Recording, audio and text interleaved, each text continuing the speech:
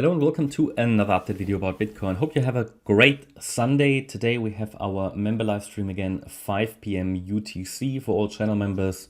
Free to access. If you're not a channel member, you would like to check it out, you can always sign up either here on YouTube or through one of the links in the description. Today we're covering a charting exercise, so if you are keen to practice your own charting and wave counting, then yeah, it might be a live stream for you. Okay, so there is not much more to add, unfortunately, to the Bitcoin chart. So we want to keep it brief, want to provide a bit of an outlook as to what could happen later today. I mean, that is highly speculative, you know that, but on Sunday, typically towards the end of the day, we typically see some volatility. I think last Sunday, we also saw a little bit of volatility. I think it was, what day is it, the 30th, 23rd? Yeah, I think we had this rally. Yeah, this corrective rally, which we saw as a corrective rally anyway. It didn't get too bullish about it. A lot of people got quite bullish here already. Just be aware that there was at the time no sign, no evidence that Bitcoin had already turned back to the upside, okay? Always bear in mind that you cannot really predict 100% when the last wave down in this correction will occur. For me, the scenario is unchanged, so I still see the move down as a correction, a wave 2, after a wave 1 rally, a 5-wave impulse, okay, into the 14th of July high. You need to understand that this correction could be finished at any time because we've already reached the trend reversal area. Essentially, what we want is for price to turn around. I'm just saying that because I did read a couple of comments where people said, okay, Bitcoin often does what most people, well, does the opposite of what most people expect. Everybody expects price to go down, so it will go up. And yeah, that could happen. And to be honest, we expect it to go up. It's just that the shorter time frame wave count still suggests lower. But from the moment on, when Bitcoin entered this yellow box, you need to be ready that price can turn around.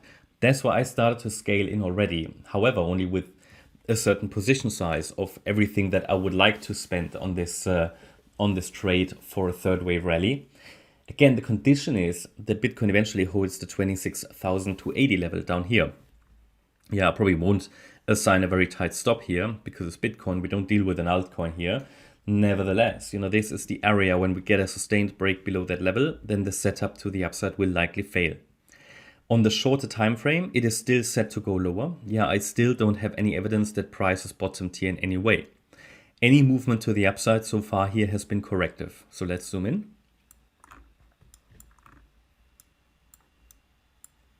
So you can see here that on Wednesday, the 26th, price did stay below the 29.6K level. I know a few people have or did set shorts in this resistance area, and it did work nicely. However, not massively profitable, at least not yet. And I would still expect price to go lower. What I cannot rule out at this stage is that the complete resistance area is maxed out, okay?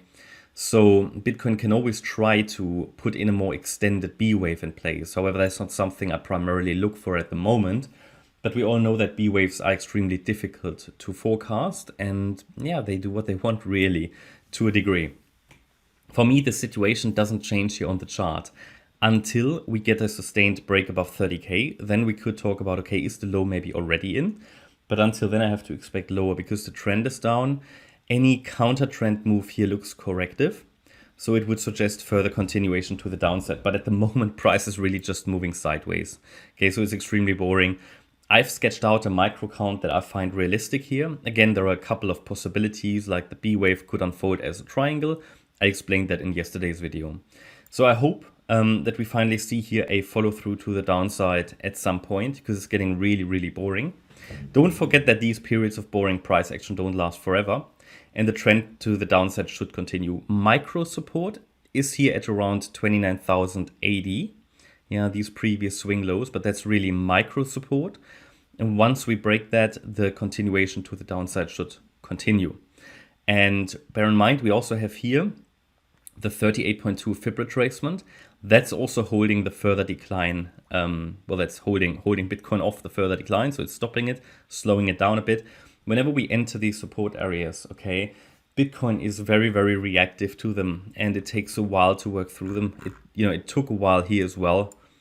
We talk about that here. Bitcoin didn't really want to get into it.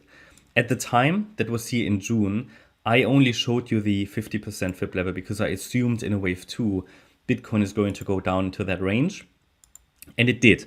But I could add the 38.2 fib level as well. And you see how it reacted to it several times. Okay, and then again and again. Yeah, and then eventually it left the area. But because we're dealing now with a lower degree wave count, and if this really kicks off in a third wave rally, which I assume it will do, at least as long as we're holding 26,280, then I wanted to show you the 38.2 fib level already, just to make sure that people, make their own decisions, of course, but I don't want to have the situation in which Bitcoin only retraces to the 38.2 fib level.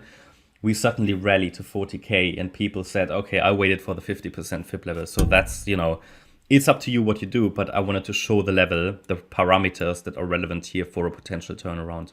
Now that we've reached this 38.2 fib level that we waited to be reached, and it was reached, I tell you that I haven't got any sufficient information that price is bottom, so I primarily look at it to go lower. And my previous comments still stand that I would really like it to go to at least the 50% fib level. It's just a more reliable wave 2 correction. From anywhere in this yellow box, you know that we wait for a third wave rally, but the condition stands obviously, and that is the 78.6 fib level needs to hold. Again, nobody's got a crystal ball. What we can identify here though is a nice impulse to the upside, a corrective pullback, and as long as the parameters of this trade setup are met, it is a trade setup, and that's all it is. It's not a crystal ball, it's not anything fancy.